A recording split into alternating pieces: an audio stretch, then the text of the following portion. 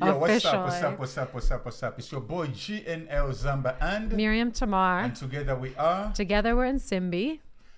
Yes, so we've been having so many great conversations, and we thought about inviting you again on another conversation. Yeah, and I just want to say we just had a really good Indian lunch. Yeah. And we were thinking about how we love so many different foods. Like that's like normal life for us to eat. Yes. Like, I mean, we have certain staples. Like I would say Indians like once a week. Thai is almost once a week. Damn, fancy. Yeah.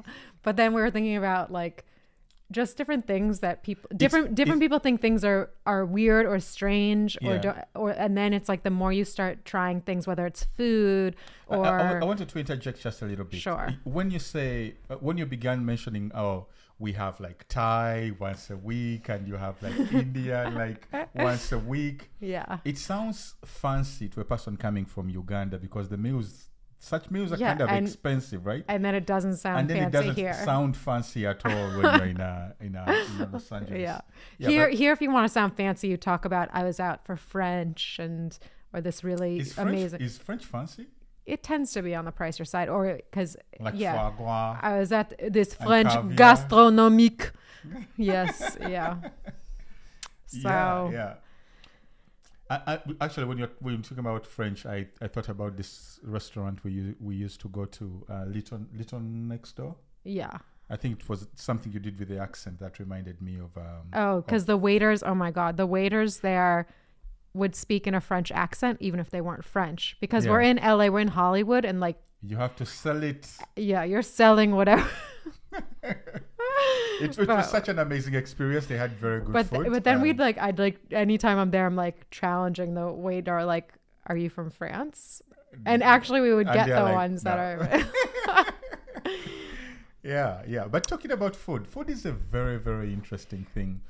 Food or like just different like self-care experiences or like food alternative. Food is considered self-care to most people. Like some people actually go out to just like treat themselves, and instead Who are you talking about? I know a few people. Like that. Yeah. But it's just like, so I just think it's interesting because like in terms of our compatibility, food was like, that would have been a deal breaker if you weren't open-minded about food and didn't like trying different types of things and being my whatever co-pilot or whatever the word is in all the food experiences, then I couldn't be with you. But a lot of people, like I come across a lot of people in the States and Uganda who have not tried many things, don't want to try things. Most of the people from my immigrant community, the Ugandan immigrant community that has moved to the US, or those in London, some of the people in those Qatari areas and the Emirates usually struggle with food. Yeah. And I always find it strange because I also grew up eating staples, right? Like the staples being matoke, you have your posho, you have your cassava, potatoes, yams, and all these other things. I loved fish from day one. We fell in love from the first time I think I tasted it. Beans, like so. But I would say that's exactly the difference. So you're calling them staple foods because you're literally like when we used to talk about food. Even now, like I'll be like, oh, what's your favorite food? And to me, that's like a dish. It's not a cuisine type, and it's not a specific animal or vegetable. When you're asking me what's your favorite food, are you looking for a cuisine? Okay, I would say either what's your favorite cuisine, or I would say what's your favorite food, meaning like tell me the dish in its preparation, not just like I like fish. There's like dozens of fish. They can be. Is it fish curry? Is it whole fish? Is it like, to me, like those specifics are a really big deal, and it like the way you can just generalize. But that's like I think is definitely a cultural thing in terms of there's less variety. Although I don't know. I guess because it's like I'm used to eating food from different cultures and cuisines. It's because like if I said what's American food, that might be pretty limited, which I don't even really like American food. It's like I kind of think of what's American. I think food of American anyway? Food like kind of like bar food. So that would be like hamburgers, hot dogs. Even though hamburgers are technically either French or German or something. Yeah. A hamburger. French fries, which again are not. Sausages are also German. Right? Yeah, I mean, what actually is American food? I don't know, but then what is American food? But I would say there's like great cuisine. So like Southern cuisine, that's American, but not all people eat it. But like fried chicken. Oh my God! Stop that! Cajun stop right food, there. That's the word. Barbecue. The C word. Which one? Is Cajun. Cajun, not chicken. No, chicken. Or cornbread. Also, the other C word is cornbread. Depending on where you are, I lost my mind the first time I tasted that Cajun shit. Yeah. Like it was.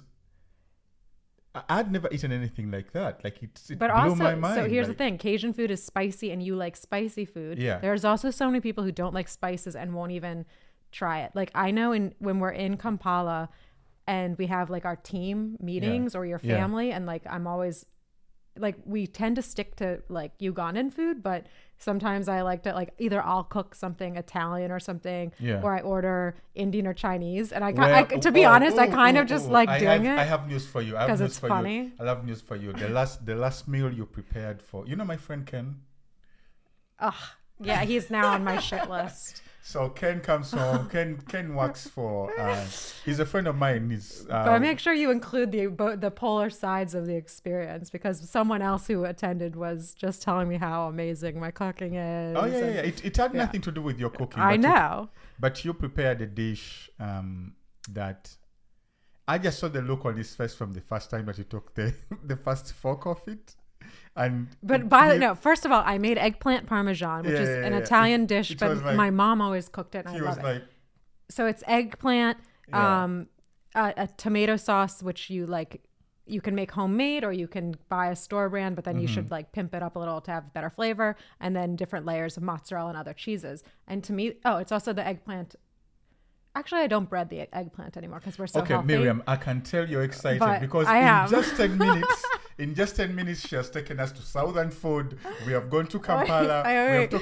Jesus Christ, slow down. Okay. Slow down. But what I wanted to say was that this time I made eggplant parm, and then as usual, you have like a random number of people come in, like not telling me I've already started cooking, and all of a sudden there's like a bunch of people at the house and I have to feed them. And if we have someone else cook for us at the house, like then there's plenty of food. But when I cook, it's usually like you are a smaller amount. You measure what a person is going to finish. Yeah. So anyways, you had a bunch of people all of a sudden there, and we had limited eggplant parm, which was like a treat.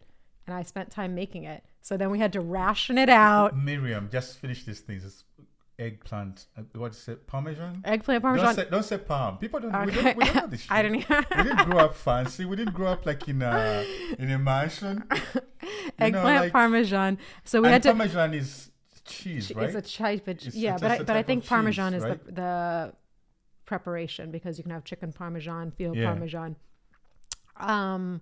But anyways, we had to ration like only so much pasta per person, and like one piece of eggplant I gave myself 2 secretly in another room.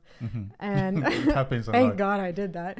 But then so we had a bunch of Ugandan men over, right? Your friends. Yes, my friends came over, and Miriam was already in the middle of preparing a meal, and you know how this dynamic is of you have to how feed. Africans that's one, but then there's this whole dynamic of Africans think white people can't cook for shit. Too. You get me? And which is kind of funny, because I've tasted some really, really, really nice white people cooking, and I've also tasted some bland white people cooking. And I've tasted some really nice Ugandan cooking, and I've tasted a lot of horrible Ugandan cooking.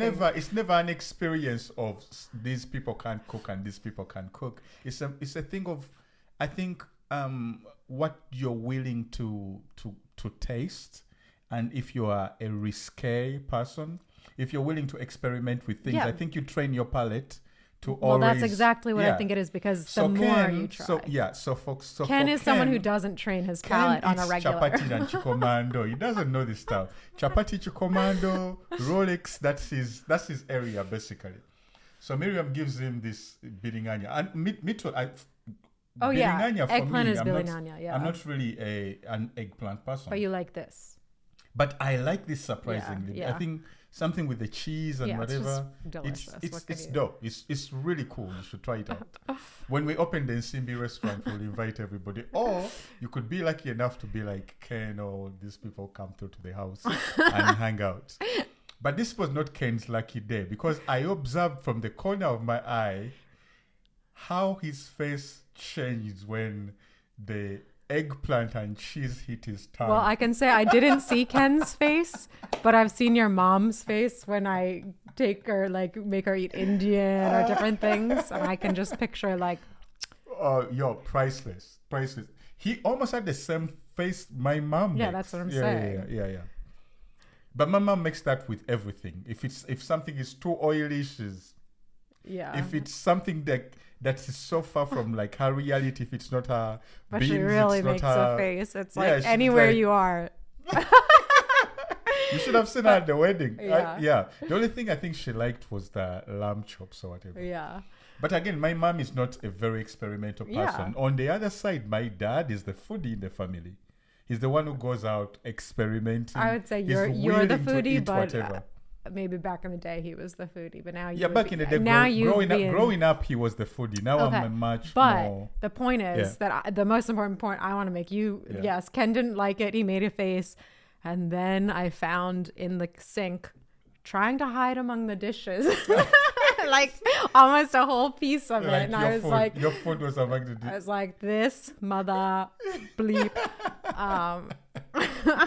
He could have given it to me. Why didn't he just say, "Oh, this isn't really for me," and pass it on? Yeah, but it's really special, like how food is so central in defining a people and how people come together and connect on things like. If a person invites you for a meal in their family, it's like they're bringing you into the fold, basically, hugging you close. You know what I mean? If a tribe invites you to eat with them, you're becoming one of them. Yeah.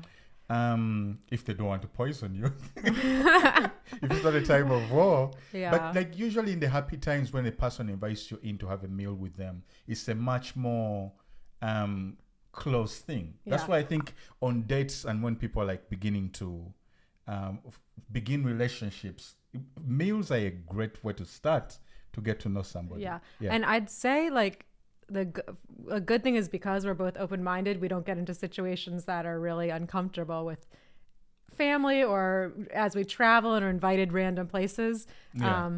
And I always think of myself as so open-minded and I eat anything, but then there's certain things I really like just can't stomach. Like what? Like cow's liver. Like the thing is I like that. Right. But so you love liver and I can't. And you told and me I'm a glad story. your mom doesn't prepare Tell me this it. story when you were in Gulu and this woman prepared for you. Pader. Yeah, I was in like really, really northern Uganda. What were you doing there this time?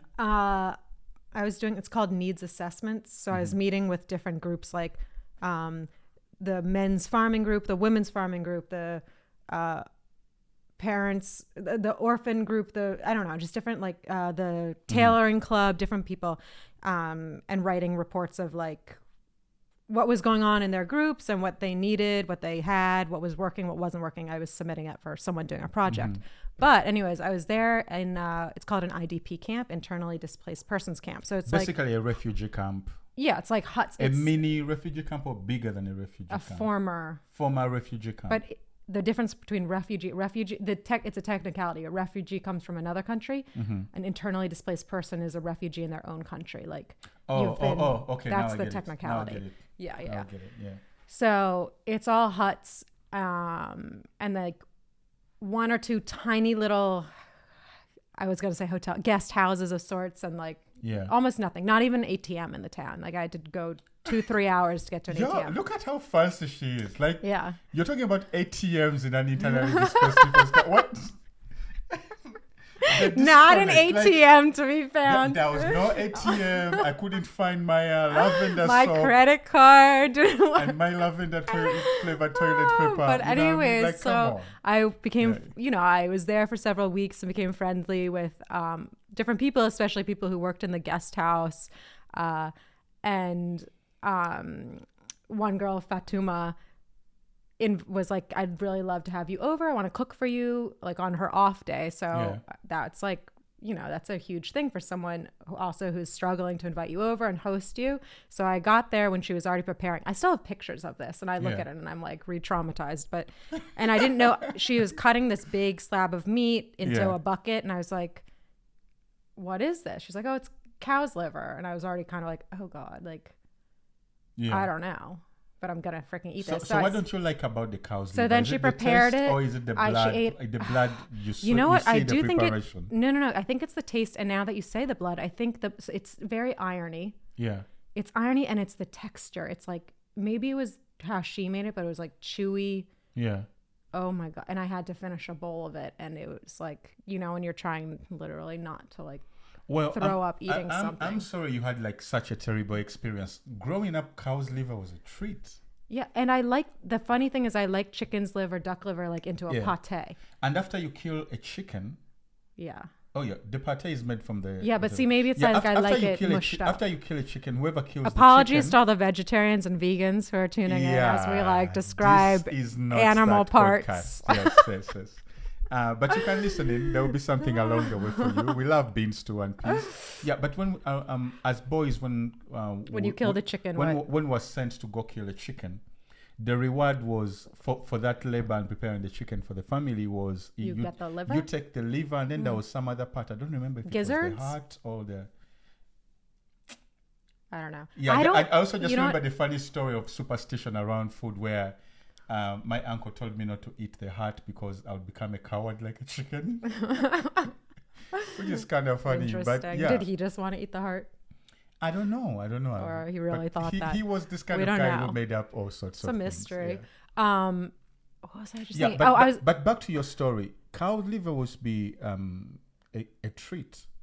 And for a person in an internally displaced camp, she was like pulling out the stops for me. Exactly. It's expensive. Well, I could tell. I had a feeling. That's why I forced it down and pretended I like it. I had some Coca-Cola that I was like washing it down with to like. Coca-Cola. Jesus Christ. You like it, right? No. Oh, no, actually?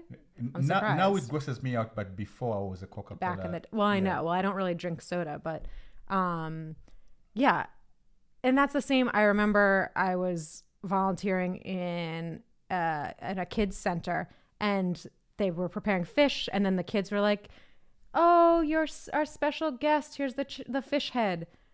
Another thing you don't like. Another thing I don't like. So I think I don't like heads, and I don't like organs. Although muscles are organs. I was about to crack a dirty joke. You had set it up, and I don't like organs. No. You said something about heads, like you don't like heads. Okay. I was about to crack a very dirty joke. Yeah. But yeah, so it's fish heads. It's cow liver for you. Yeah, and intestines. Oh, you mean offals? They're not called intestines. They're offals. Well, depending on how you. It depends what country you're in. Is it just one animal's offals? No, I don't like any. You don't intestines. like pig offals? No. We don't eat them in my country, but in America, I don't you guys like do. offals. I don't. Yeah, even Jews eat different intestine things that I don't like, or tongue.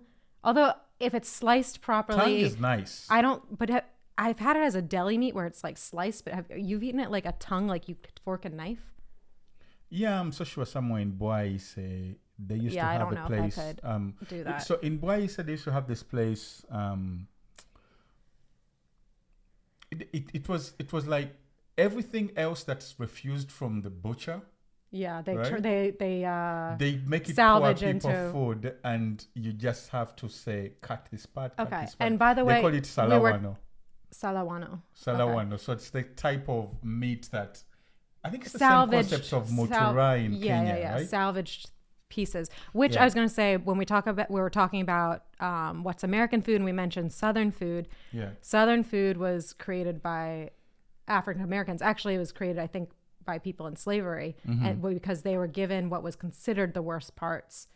The worst part of the animal. Yeah. Yeah.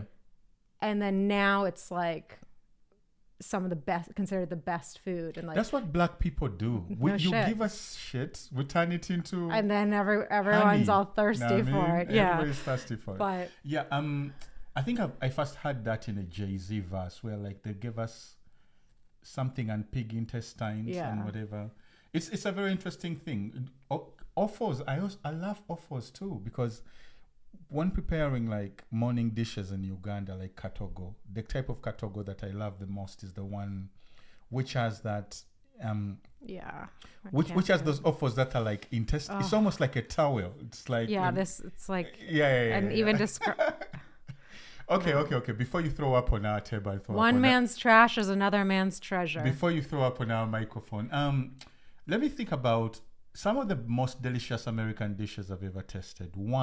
I think my number one. And your favorite Jewish dishes too. Yeah. My favorite. I'll start with Jewish. My favorite would be matzo ball soup. And the question is, whose matzo ball soup? Whose is thicker? Were you going to go on record and say whose matzo ball soup is the best? It's usually a competition. Okay. Should I tell the story? Sure.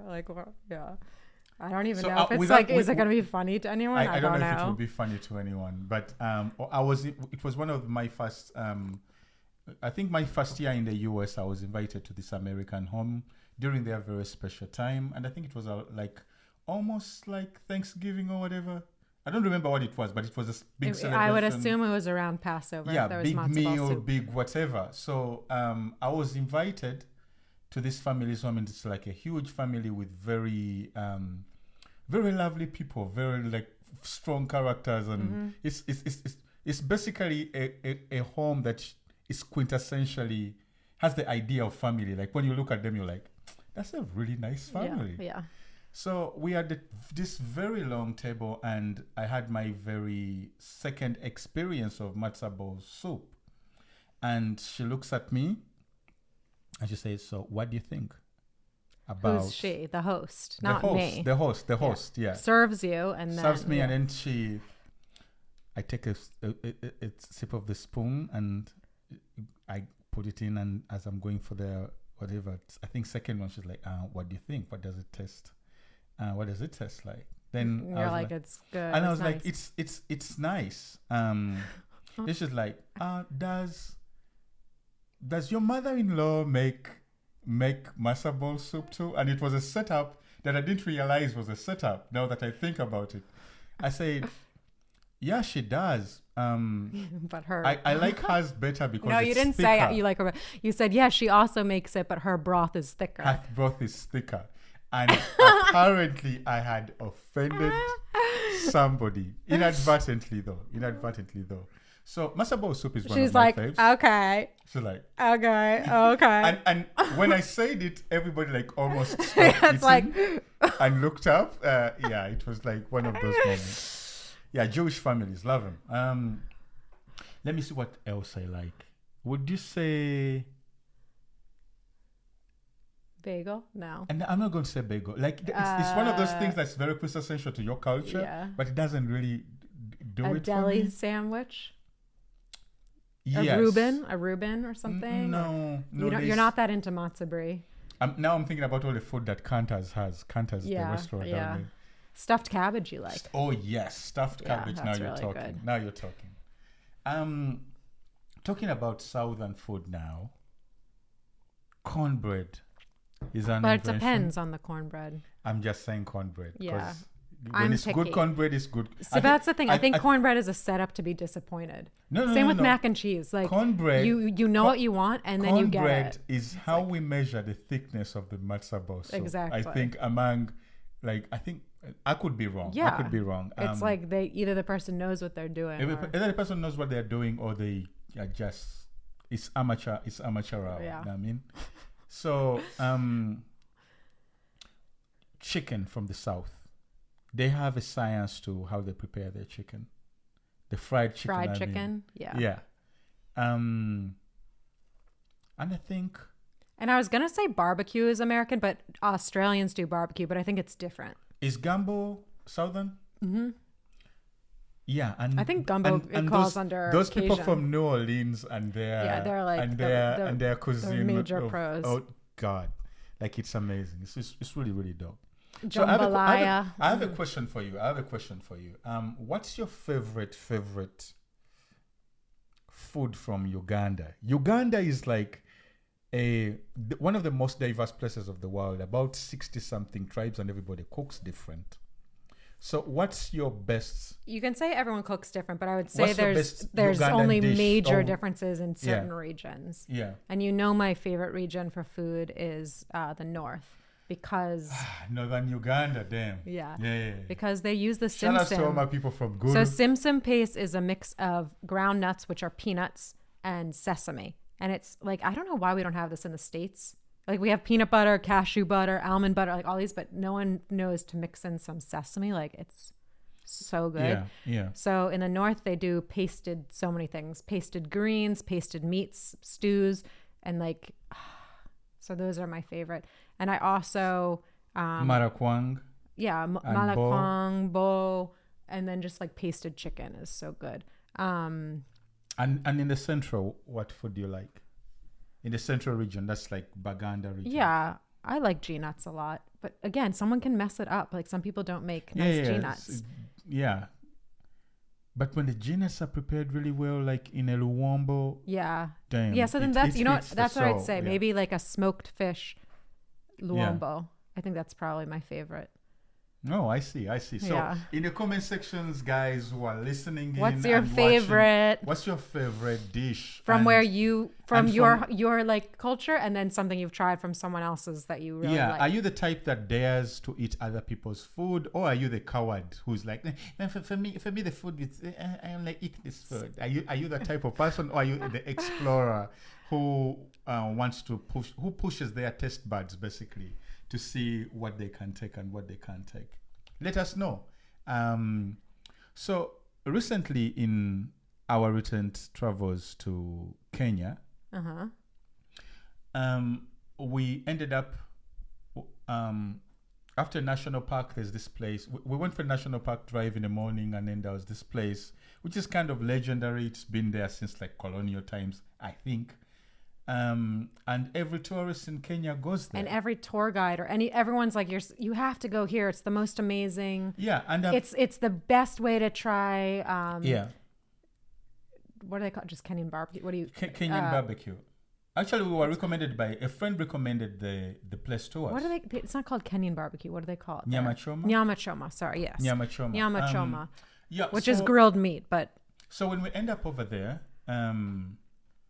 I kind of remembered I had performed in the backyard of that place, except that I hadn't tasted the food. But this time we had all the time in the world to try out what Kenyan food was like. And and wild game. The reason people love this place is you pay and then it's all you can eat. Like they keep coming all around. All you can eat. All the meat you can eat, they bring to you. Which would be a dream if it was good. To be honest, I was underwhelmed. I was beyond. I was underwhelmed. I barely could eat any of it. It wasn't the taste that I expected. Like this place has a name all over East Africa, and it cannot be. Yeah, the meats were tough. They weren't marinated well. It was marinated. The flies too. The flies are an issue. Yeah, like it wasn't the experience that I wanted. Yeah, and then we were pissed because you spend a lot because you're doing an all you can eat, and then it's like. And I also I left there hungry. Let's put it that way. There's something about African establishments establishments in Africa, and I think they're usually owned by white people, and they tend to make the waiters wear these outdated like prints to keep the colonial look. Yeah. Like but like the continent has advanced from wearing these things that should now be reserved for curtains. You know, get me? Like in a cheap lodge. Like don't make the waiters wear that. So it kind of like had that vibe for me, and I was kind of disappointed that was the outlook, that was the taste or the experience. But you did try something really special. I tried something really special. It was disgusting, but I tried something special. So we are both very experimental people, and in some of the meats that were being brought around, so they can bring you the chicken, cut a piece of the chicken, bring you some buffalo, cut a piece of the buffalo. Was it buffalo? Whatever it was. There was also some wild game that was being brought to the table. But on one incident, the guy asked me if I wanted to try out testicles. What animal was it? Do you remember? Now It was a bull. Yeah, but bull. I don't know if Why it would was there like be a buffalo bull. Yeah, it must be a buffalo because it was a bull. wild Yeah, animal. it was like a wild animal. And it sounds strange, but it's like one of those things that sounds like a good story you can tell your friends. I ate balls, you know what I mean? Yeah. So, yeah, it's just for the experience of it, I tried it out. So I've never like eaten paws. Yeah. So they bring them over and I expect them to be a little bit maybe... Larger? No. Juicier? What was the maybe, texture? Maybe meatier. Like... Really? You thought they were going to be meaty? Bit, I don't know how to describe the type of meat or the texture of the meat. But like imagine... Maybe like how they slice those turkeys and pack them like in sheets of, like the turkey we put in the fridge. But it was a so ball. I thought that it would be, now imagine a ball with that kind of texture of the inner meat. That's what I expected it would be if a ball is cooked. Yeah. Again, very disappointing. Very, very disappointed in the outcome. I nearly threw up. Well, here's the thing. Since the food wasn't that great, would you try... But I swallowed it. Would you try it?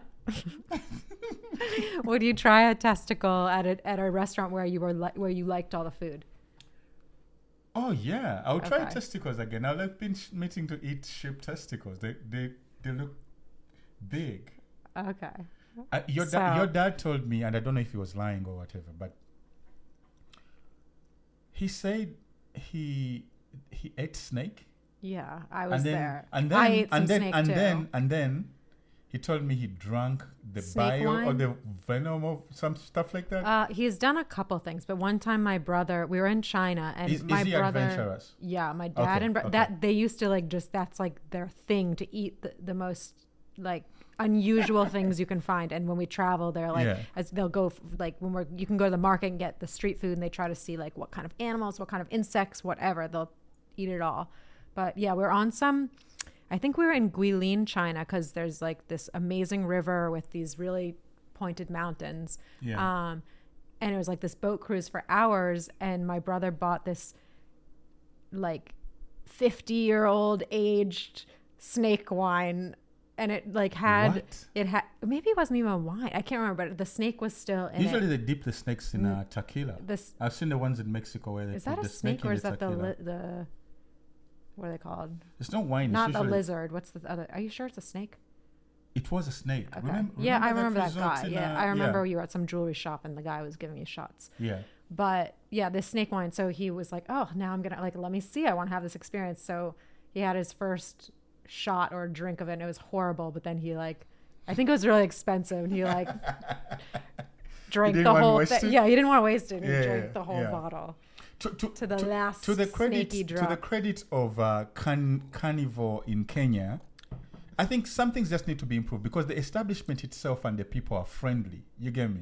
When you walk in and you see the meat on the rotisserie, you're like, this is going to be a throwdown, right? Mm-hmm. The letdown is in the taste. And we want to give honest reviews so that people can improve. Yeah. So as he just said, we were talking about a restaurant called Carnivore. And anyone who's been to Kenya, Nairobi has heard of it. Anyone who's been on, everybody who has been to a tour, you're told to go to this place. But the meat was tough. I don't know if it was just the chef it was that just day, so hyped but up. the meat was tough and expensive. Yeah, and we were having great nyama choma all over the city. Oh, all over Nairobi, I was eating street food and amazing food. Yeah. So for a place with a name like that, I was like totally so disappointed. Mm-hmm. Ankole Grill had some very good. Oh my god, that was so ribs. Good. Oh, yeah, Ankole Grill was crazy. Good. So it's just space for improvement for carnivore restaurant. Like, come on, you're called Carnivore. Yeah. You have the name. So like, improve the taste. To their credit, though, the only dish that I liked was the crocodile.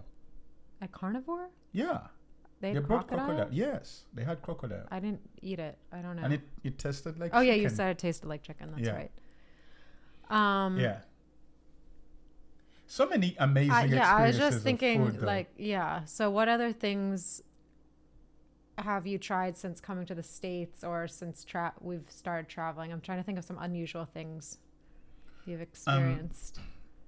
I'm going to tell you about the American experience with the food, but I used to have a friend He used to have a friend, by the way. He's a rapper, but he loved eating baby food. I'm serious. And he made this known publicly? No, like among us, knew. And it was tasty. As in, he like ate it in front of people. Yes, he would order baby food. Like, is this a real story? Even in the morning, if I'm lying, I'm dying. Like even in the morning, you can tell me later who this is off the record. Even in the morning, this dude would like. So he didn't eat solids. Cerelac. Do you know what Cerelac is? Wait. Now it's like that mix in like porridge. It's like a kind of porridge, but you mix it whatever, and like he made it a habit to eat baby food. That's what I'm saying. Okay, but if you're just talking about the porridge, I thought you're okay. So first of all, he's not you on know his what? wife's titty sucking the milk. But no, I'm thinking like in the States we have all these like it's like mashed pears, mashed apple, mashed carrots, like that's what you serve your baby. He eats baby food like those. But only porridge or like all categories even pouches of baby and like things like Ribena and those like. Okay. He's grown man who like raps gangster music, but he eats baby food. It was like really strange to us, but he is who he is. Yeah, and who are we to judge? Who are we to judge? If he likes it, I guess he doesn't eat out ever. No, when he's out, he eats adult food people too, but like his idiosyncrasies always, his food idiosyncrasies always go to baby food. Strange things indeed. So I before I tell you about my American experience, because I think most of the people, America is now becoming this very monolithic culture, I think, like in urban places, where even in Kampala you have KFC and all these fast food places. So I don't think it's that interesting anymore. But I saw an interesting video of when you went to Western Uganda and you guys were making a certain cream or butter, which is considered to be one of the favorite delicacies in Uganda. What was making a shabwe like? Extremely exhausting and laborsome. So it's like you get. When we came into the room, the woman who was teaching us had already. I guess they steam the milk and then they smoke it too. She said she'd put less smoke on it because some people don't like the smoky flavor. So they smoke the milk too. Wait, I didn't know this. So they boil it and smoke it. So they get the milk out of the cow, milk it with usually fingers. Yes. Yeah, there are no machines not toes. In the high heels of Barara. Then they put the milk into different gourds. No, you were in Rukunjiri, yes. Yeah. Then they put the milk in the gourds. Yeah. And then you have to shake it into a cream, into a butter almost. So it's like there's like twerk? Or like all different, and it's like a major workout. So you're saying that it's laborious because you have to shake it like this, right? Yes. Wouldn't it be much easier if you just like tied it to your butt and twerked? Yeah. Yeah, that's a good idea. I should suggest that. We should patent this. Yeah. But we were told anyways that women, it's like the place women gather and they like are doing their work and then they're gossiping. Like that's how their gossip spot. But I guess they're also getting a good workout. But that's good exercise. So she was letting us try it along the way. I don't know why, like I love butter and so many dairy products. I don't know what it is about a shabwe that I don't love so much. Some people don't. My mother doesn't like it. So a shabwe is also like ghee, which is Indian. It's not my favorite thing. I love a shabwe. My dad loves a shabwe. I liked learning to make it. My sister can't stand it. My mother can't stand it as well. Yeah. But it's a delicacy for most people. For most people in Uganda, basically. I'd say it's the closest thing is like it's a natural. It's like a straight from the cow. Yeah. Butter. Okay. Right. Like. Yeah. So let me ask you a question. If you had to choose between berries and nuts, which one would you go for? Berries. If you had to choose between fruits and vegetables, which one would you go for? If you had to choose sparkling water or tap water? Sparkling. Damn, fancy. Tuna or salmon. Like you can have it in all its preparations. Yeah, in all these preparations. You can only Then have. salmon. You can only in this game. If you were sentenced to a lifetime of only eating, but I can and cook it however I sacrificing want. however you want. Salmon. Okay. Tilapia or Nile perch. Tilapia. Pork or beef. Pork. Rabbit or rabbit or snake. Rabbit. Damn, I'm running out of options here. Soup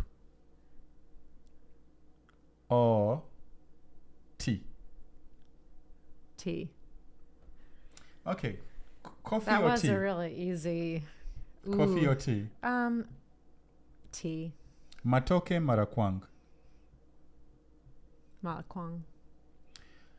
Damn. Okay. This is this is fun. This is fun. Now that you've learned so much about and me. I've also asked you this question, but I think it will be fun for our listeners and the people watching this this food episode to also yeah. Like, and I like how before we were like maybe we'll talk about food, but we're like, but there's no way we can talk about that for like an hour. Now I'm like, oh my god, we haven't even covered so many things. And we haven't talked about bread, which I know is people's favorite. French loaves, you know. Crumpets. I grew up on hot loaf and ban, ibumwana, kava. You know, she thinks Ugandan bread is disgusting. It's not yet there. It's not yet there. And I used to disagree, but now that I've been all over the world and tested bread, some of the bakeries are trying in Uganda, but it's a science to it. It's not the same as. There's that place which is nice by where Game used to be in Lugogo. It's also an ice cream place. The bread? Yeah, their bread is good. I bought French bread from there. Yeah, and I told you it was. I was like, that's really sweet. Like I woke up. And Miriam is the toughest food critic. Like you'd be the toughest. I actually want to have like a food blog or like write food reviews. No, trust me, you'd come off as mean. I bet you'd. No one will let me into their restaurant. It's all like criticism. So which is here's another fun game to play. Yeah. I want you to mention for me. Okay, one more question and then I'm going to go into the East Coast restaurants in the US or West Coast restaurants? That's a really hard. I mean, what, are you including New York? Are you like? I'm just saying on. The quality of the food, the experience of dining. I've had a better experience in California on the West Coast, but I think that any person would think I'm insane if I don't say New York's probably the best food, period. So I don't. But if I compare Boston to New York, for sure. Boston to LA, it's definitely LA. Pardon my French. Yeah, New York has some very good food. I thought you were going to ask me my favorite Kampala restaurant. No. We're about to get there. So East African food or West African food? I haven't had enough West African food to know. From what you've tested? This is all experience, yeah. I'd say Swahili food, which is some East African food. And can I count Ethiopian in East Africa? Yeah, that's East Africa. So then, great. Hands down. Hands down, the West Africans ain't touching us when it comes to food. They make a lot of noise. They're on their Jollof challenge, Jollof wars. But you're not touching East African food by miles. By miles. You guys just like... Two people who haven't eaten much West African food are telling you. But from what we've tested... You don't. From what we've tested. But anyway, we have so many West African friends. And if you're West African and you're watching this, please invite me over and invite cook something. Us over. And prove us wrong. Yes, convince us that your food is better. All jokes aside, I've tested some good pepper soup. Yeah. And I think that's what I like the most, though. Like from West African food. I really have such I went to Ghana once, to Accra for like a week. So obviously I had food there. I barely remember what I had. And then I don't know. I haven't just... It wasn't that remarkable? Is that what you're saying? Don't make the Ghanaians come for you. I probably should have had more foods. I don't know. Yeah. But I would be open to, anytime we get an opportunity to travel to the beautiful place of Ghana and the land of Nigeria. I'd like to go to Mali and eat the food there too. Yeah. I'm told Senegal is off the chain. The food in Dakar is amazing. But also North Africa is nothing to be played with when it comes to the food. So good. Yeah, Moroccan the Moroccans food, are not playing when it Tunisian comes food. to the Oh my food. God, it's so good. Egyptians are not playing with you when it comes to the food and the flavor and the spices. Yeah. So basically, Africa is blessed. The world is blessed. I think communities are more blessed when they come together around the conversations of food. Food is not meant to divide people. Food is meant to unite people.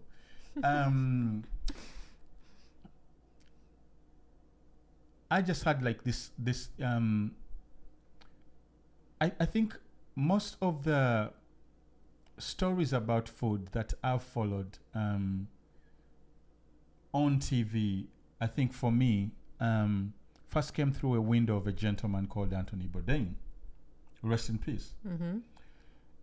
The way he described experiences of cities, and then they would end up because the food, they would end up on either a table somewhere. Yeah, because the food was always part of the storytelling of the community. Like you have conversation over food. You get to know a person, where they come from. Like it's the whole, you get the whole sense of the sights, smells, sounds that make the food taste better. The way he captured places that they traveled to, and the way he told people's stories around food, I found like was really admirable. It was like, you're not the only person who found it, who loved him. It wasn't only it's I'm global. Well Because I'm well aware of that globally, because he was on obsessed TV with for him. years. He was on TV for years, and he has written like countless books. Yeah. But I was like, to me in Africa, watching my little TV and having a window to the rest of the world, he was really I had special. a crush on him. Like he was so sexy, like with his eating and traveling and experimenting and exploring. Like, yeah. I see it. Yeah. I wouldn't be mad. That's why I'm with you. Like you and Anthony Bourdain are basically we the same person. Okay. The compliments keep coming. I was about to ask you, what are your 5 best restaurants in Kampala?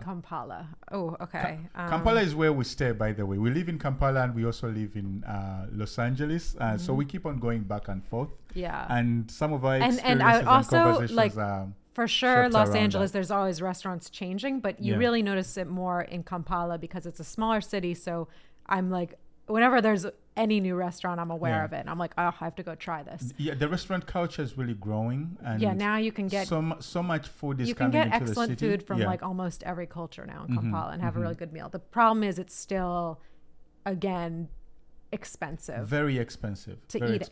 Because it's like expatriate prices. They're cooking for expatriates instead of cooking I would say that everybody in the city. A lot of the ingredients, they're still importing specialty ingredients for different foods. Miriam? Well, if you go for sushi, they're importing the sushi fish. They're importing the seaweed wrap, like things like that. Those aren't made locally.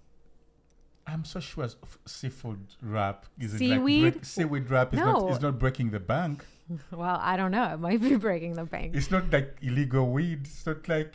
But so that reminds me. Yujo's like my favorite. Yujo's Japanese. It's always good. It's consistently delicious. Yeah, you guys are doing a great job. And also that welcome. I don't know if it's because I'm recognizable in Kampala. We are recognizable in Kampala. But every time we walk through, and then they're like, hey, cheers. But I also love now that Yujo's... It's a joke. I know it's Japanese culture. People do that in restaurants. Yeah. But now I also love Yujo now has a shop, so it has all these like local artisans and crafts and foods, and I like that they do that, and it's a beautiful setting, so I like everything about it. It's a restaurant which is also integrated into the community, into the artists community and the farming community, the expert community, the farming community. Basically it covers everything. What it can source local, it gets local. And what it can import, it imports. Yeah. So Yujo is number 1. I'm trying to think, where else do we always go that I love? I'm kind of having a blank right now. Was it where I first took you for a date? Was that Fang Fang, or that was... No, not Fang Fang. The other it used to be Nanjing. Nanjing. Does it still exist? You know what though? I used to love Fang Fang and Nanjing, but I feel like the last times the food hasn't been as good as it used to be. Mm-hmm. So I'm gonna be honest that like I'm a little disappointed. It's still good food. Depends on the day you also but go. Sometimes it's Chinese. Sometimes it's the chef switching or the chef is on holiday. So it's not really also since COVID, everything's kind of gone down. So it's been a kind of funky couple years. But I was gonna say, what is the name of that Chinese place where we got the dumpling soup that's so amazing? And it's like in that weird location in Kololo, where we just get the soup. Tamarai? No, that's Thai.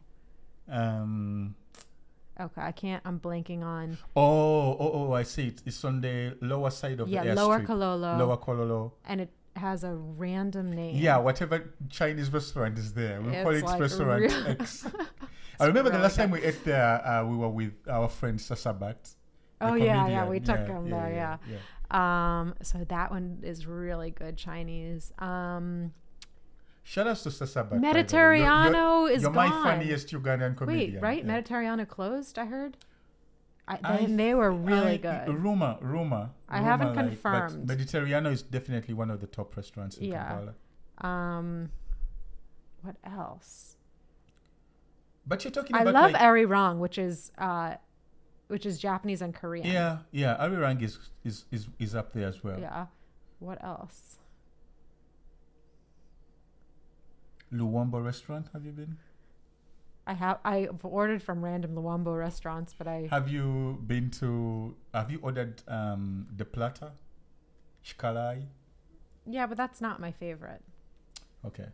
But we used to love chikalai from former Zanzibar. Yeah. Now the chef has moved and we haven't been to his new place. No, be careful. Chikalai is you know what I was thinking of? You're thinking about the platter. Which is because chikalai means pork, and the chef over there is Muslim. I don't want him to lose his customers. Chikalai is the pork with the wet pork. With everything, yeah. But I like dry pork anyways. And again, the pork in Gulu is the best pork. So I think the pork in Nakulabi. It should be a battle. No, not chikalai. What was I talking about? The plate with the mixed everything that we usually get when we're hosting. That's the platter. I don't know what they call it. I don't know what they're calling it right now, but it's. I'm blanking on the word. Lusania. Yeah, Lusania. Yeah. Yeah, what's his name? The chef. He has the most. I just see him. I'm. Keep talking. Let me look for but anyways, he used to own Zanzibar, and it was like the best Lusania in Kampala, and we'd order it like every time we have guests over. Lusania is like, it's a platter with just like tons of different Ugandan dishes on there. He's called Zane. Yeah, Zane, Chef Zane. Man, I'd forgotten your name. And his chapatis. Yeah. Were so good. Yep. But now he has a new restaurant somewhere in town. We haven't tried it. Yeah. We'll let you know.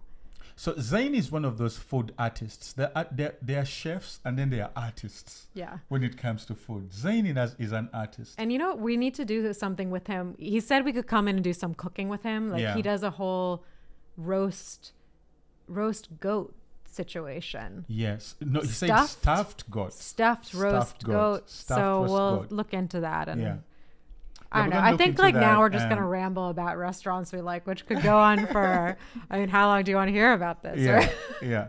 The craziest American food I've ever eaten is the suckling pig. That's not American. The preparation makes it what you could have French suckling pig. You could have I don't Chinese. know. I ate it in America, so that's American food. Okay. Yeah. Yeah, and best ice cream goes to Yummy. Yummy ice cream is the award. Like I can't drive by that place without pulling over to eat ice cream. Oh, yeah. So I'm about to start Operation Kende Zetama. Do you know what that means? Yeah.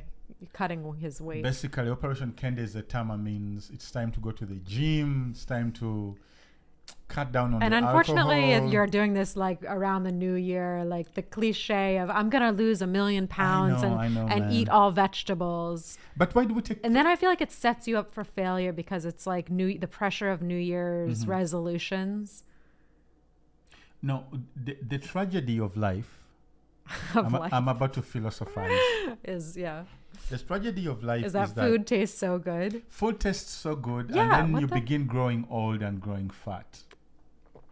You get. Yeah. So I'm one of those people. Like you know me. You know how I react to limits. I hate limits. If I say 8 donuts is too much to eat, you see it as a challenge. No, when I say order for 8 donuts, and you tell me, but you can just have 4.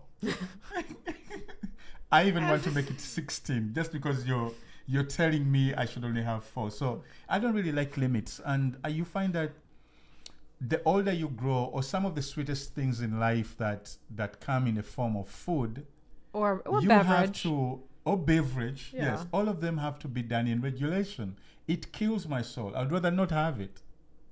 I'd rather just maybe you should completely cut it out. Great, because you're in Operation Kendeza Tama. Yeah? So you better just cut them all out. No more anything. No more beer. No more Hennessy. No more wine. Meanwhile, no more ice cream. No more donuts. I'm already making like reservations at all kinds of places that I haven't been in a while to eat.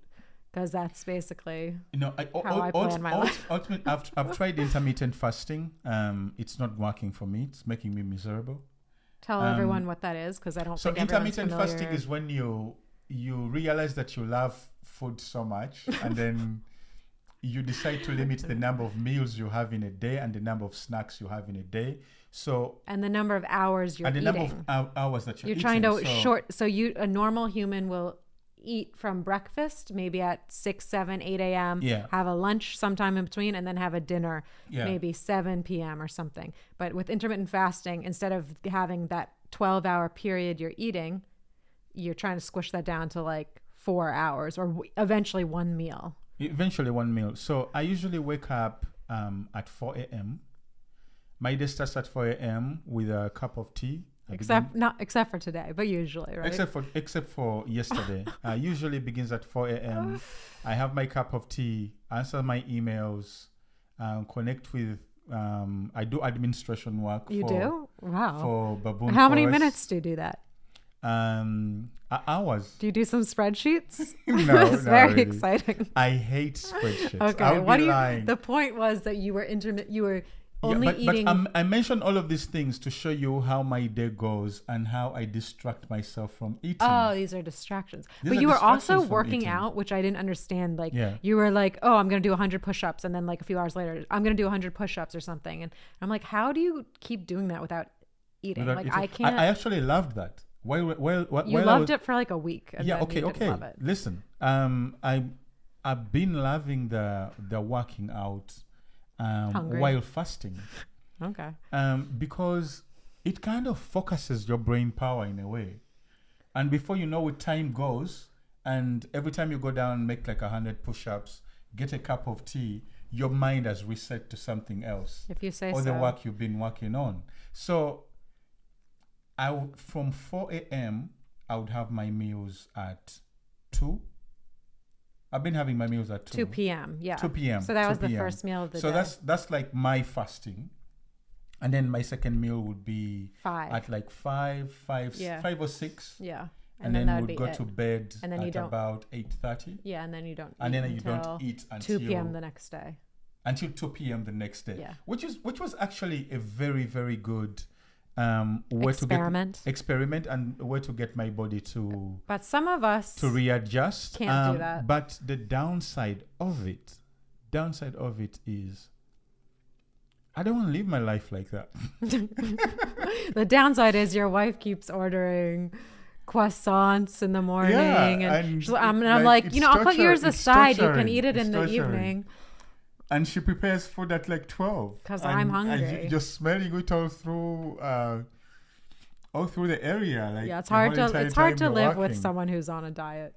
Yeah, so I've decided that I'm not doing that anymore. And since my body has already readjusted back to its workout routine, I'll keep working out and eating whatever I want. So the body will get punished, but the tongue won't.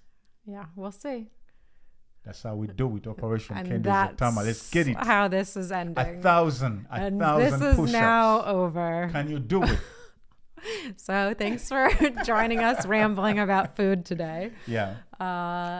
Miriam Tamar. GNL Zamba. We're in Nsimbi. Yes, and please comment in the sections. Let us know about your best food experiences, restaurants we haven't tried. If we have been kind or unkind to some places, let us know so we can go back and have a better experience. It's your boy G, Miriam Tamar. Together we are Nsimbi. Nsimbi. Yeah. See you on the next one.